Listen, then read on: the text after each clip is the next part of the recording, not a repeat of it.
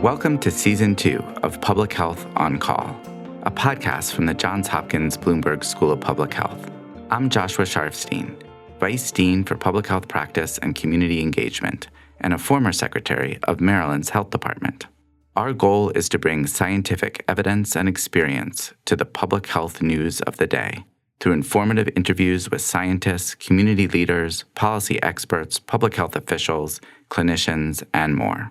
If you have ideas or questions for us to cover, please email us at publichealthquestion@jhu.edu. That's publichealthquestion@jhu.edu for future podcast episodes. Today, Dr. Colleen Berry, the chair of the Department of Health Policy and Management at the Johns Hopkins Bloomberg School of Public Health, talks with Dr. Mark Rosekind, a distinguished policy scholar at the school. Dr. Rosekind served as administrator of the National Highway Traffic Safety Administration from 2014 to 2017, and prior to that, he served on the National Transportation Safety Board. They discussed traveling safely during the winter holidays as COVID cases surge and protecting the health of people working in the transportation industry. They also talk about the future of transportation, the promise of autonomous vehicles, and what it could all mean for fighting the next pandemic. Let's listen. Mark Rosekind, thanks so much for joining me today on our Hopkins podcast. We have entered the holiday season and families have lots of questions about how to travel safely. As a leading national transportation safety expert, what are the key principles that everyone should keep in mind for safe travel over the winter holidays in the context of the COVID pandemic? There are really three things. First and foremost is to do the basics that everybody's hearing about. Wear a mask, wash your hands, social distance. Every day, check your systems, your symptoms. Make sure those self-assessments are telling you whether you need to get tested or talk to someone, etc. Do the basics. That's the first thing. Second is transparency, which is explore whatever mode you're thinking about to see what they're doing to actually keep you safe. So if they're being transparent about cleaning protocols, signage, you want to know about those things before you ever travel. And the third thing is have a plan. Don't just get on the road by whatever mode of travel and hope that things are going to be okay. So make sure that you actually have a plan for if you're driving, where you're going to stay, how you're going to fill up with gas. What are you going to do to keep yourself safe throughout an entire trip? So let me probe a little bit. Is it possible to travel safely regardless of the mode of transportation? So planes, trains, automobiles. Are there, in fact, more or less safe ways to get around? So let's look at that from sort of two perspectives. One is absolutely there are safe ways to travel. And I think if you do the three things we just talked about, you put yourself in a good bubble to be able to move yourself even during this time. But I think the second part of that question, what you're doing is going to the fact that there are differences between the modes that we travel. So there's now some pretty good data showing that traveling on an airplane is pretty safe as far as risk goes for exposure, as far as the air filters and how the compartment is set up, et cetera. It changes whether or not there's somebody in the middle seat, though, right? And so really what's critical, again, is have a plan and explore. So whatever mode that you're using, you'll know what procedures are in place to try and keep you safe during this time. So what about public buses? Many people, particularly those with fewer financial resources, rely on public transportation to get back and forth, including from work daily, including now during the pandemic, of course. Also about kids riding on school buses. What do we know about safely riding a bus right now? So let's first talk about the transit aspect of this, which is really critical because so many essential workers, and finally we have a real focus on what essential really means. And so many of those people, especially in different communities of color, et cetera, public transportation is critical for them to get to and from work, et cetera. And it's critical to go and explore what that particular transit or public mode is actually doing to keep people safe. So do they have specific cleaning protocols that they're actually telling people about? Do they have requirements for wearing masks? What's the social distance procedure that they have in place? You need to go learn what those are. And I say that because there can be differences in what's going on. So having been in touch with some people that run very large transit systems in the US, I can tell you they're doing a lot of good safety protocols to make sure people are okay. Now, is everybody doing that on every bus in every city?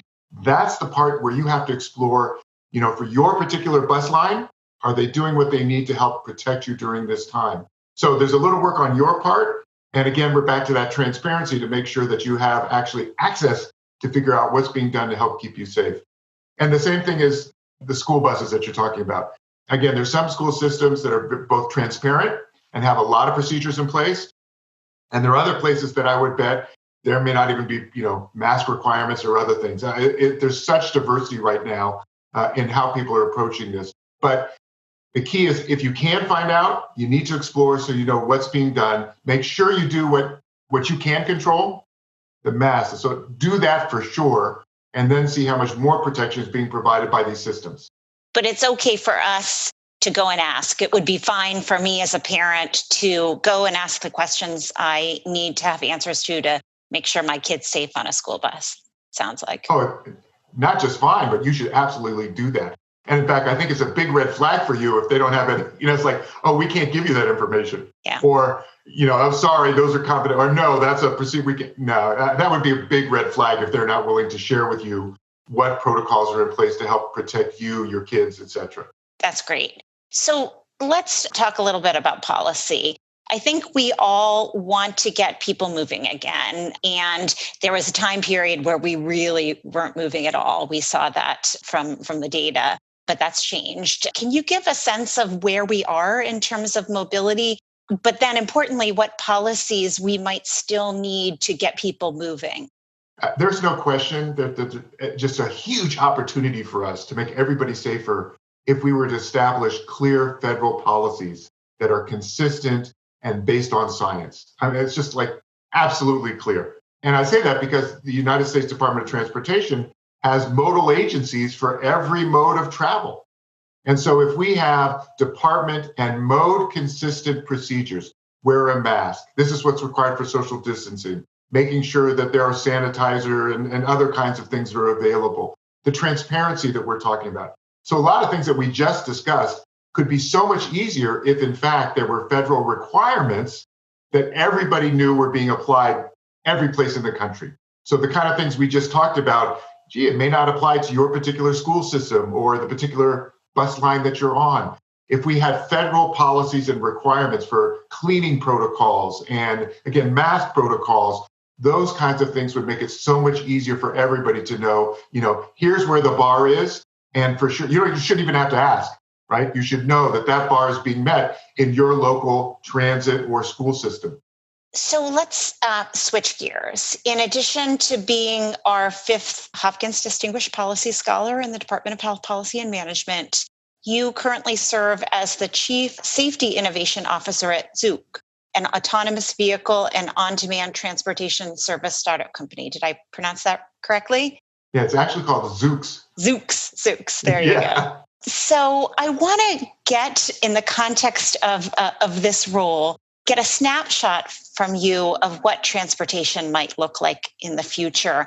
And then I want to get at this question of how what may seem like futuristic concepts such as autonomous vehicles could be relevant for our response to the next pandemic. So let's start with the first part of that question. Give us a snapshot of the future of mobility. So as administrator at NHTSA, you're basically the chief safety person for roadway safety. And so I made everybody in the agency know the number. What was the number? Well, for 2019, 36,120 lives were lost on U.S. roadways. That's 100 lives every day. It should not cost you your life to go to work, to go to school, to go to a healthcare provider. It shouldn't put your life at risk for those things. And so this is, and I'm sure we'll talk about it more, but it's a huge public health risk. And what's interesting is we started a group called Road to Zero, which did some future forecasting. And with RAND Corporation came up with a great report that says in 30 years, we could have 0 deaths on our roadways. How do we get there? Well, we've got to emphasize what works. We got to push safe systems even harder, and we have to advance new technologies. And so anybody interested, not just in autonomous vehicles, but the new technology, it is the new tool we have to start saving those 100 lives every day. And people talk about it in 3 areas: safety, mobility, and sustainability. And so we've just talked about the safety opportunity of saving lives, preventing serious injuries, preventing crashes. the mobility opportunity is also very large. When you just think about the number of people over 65 that still have their keys to the car and are going to lose them at some point. When you look at the disability community, many folks who are already challenged will never have a driver's license, et cetera. That's over, when you put those communities together, 100 million people in the United States are affected by those kinds of issues. And sustainability, it ends up in every city, about a third of the greenhouse gases are actually related to transportation. So even one of those is worth us pursuing new technology. But the chance to actually enhance safety, mobility, and sustainability, that's what the future opportunity for transportation looks like. And I think we're going to see some of those in the near term, but probably over about a 20 to 30 year time frame to really see major opportunities benefiting our entire society. Okay, so let's put this new mobility conversation, which is so interesting and exciting and obviously important, together with health security and this conversation that we've been having in the context of mobility and COVID. It's clear from the health security community that when it comes to thinking about the next infectious disease pandemic, it's not a question of if, it is a question of when. So what might new mobility mean for our ability to tackle future public health crises? What could that look like? I think there are two obvious ones that could be so significant. First, you have somebody who's symptomatic or tested positive, and a fully autonomous vehicle with no driver pulls up at your door and basically delivers you to a healthcare facility for your treatment. No other human beings are put at risk in that transport. Okay, so it's amazing to think about that, right? And so that's one. A second one is what we've learned in the current pandemic is that, delivery is an infrastructure requirement.